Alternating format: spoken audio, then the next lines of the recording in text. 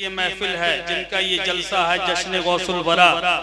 غوث پاک رضی اللہ تعالیٰ عنہ کے نام سے اس کو نسبت ہے اور انہی کے نام پر اس محفل کو سجایا گیا ہے۔ خمپورہ کے زندہ دل مسلمانوں نے سرکار سیدنا غوث اعظم رضی اللہ تعالیٰ عنہ نبی اکرم نور مجسم سید عالم سرکار اعظم رحمت عالم سرکار مدینہ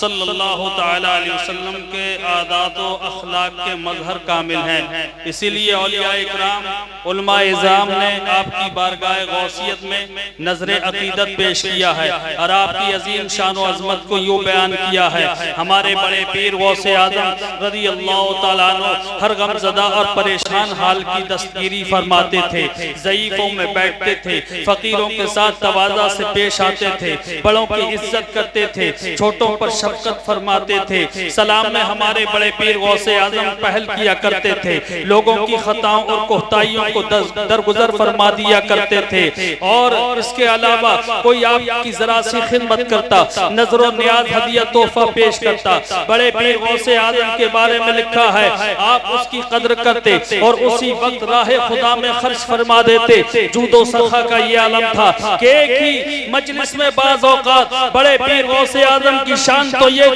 تھی، ہمارے غوث اعظم فرماتے ہیں ان کے بارے میں تاریخ بتاتی ہے کہ ایک ہی مجلس میں بعض اوقات 400 لوگوں پر نگاہ ولایت ڈال کر ولایت کے مقام تک پہنچا دیا کرتے تھے۔ ہمارے بڑے پیر غوث اعظم کی شان تو یہ ہے آپ رحیم اور کریم النفس تھے، جود و سخا کا یہ عالم ہے کہ یعنی شجاعت کا یہ عالم ہے کہ آپ وقت کے خلیفہ کو منبر پر بیٹھ کر خلاف شرع امور سے روک دیا کرتے تھے۔ آپ صدق و صفا میں کمال درجہ رکھتے تھے، امانت کے پاسباں اور عدل و انصاف کے پیکر اور اس کو عطا فرمانے والے، حلم و حیا میں بے مثل و بے مثل تھے، مربت و ملاحظہ میں بے نظیر تھے، اپنے ذات کے لیے کسی سے بدلہ نہیں لیتے۔ جب کوئی شخص آپ کی شان میں گستاخی کرتا تو ہمارے بڑے پیر غوث اعظم کی شان تو یہ تھی کہ آپ اللہ تعالیٰ خاموش رہتے، مگر پروردگار اس گستاخ غوث اعظم کو سزا میں مبتلا فرما دیتا۔ آپ اس کے علاوہ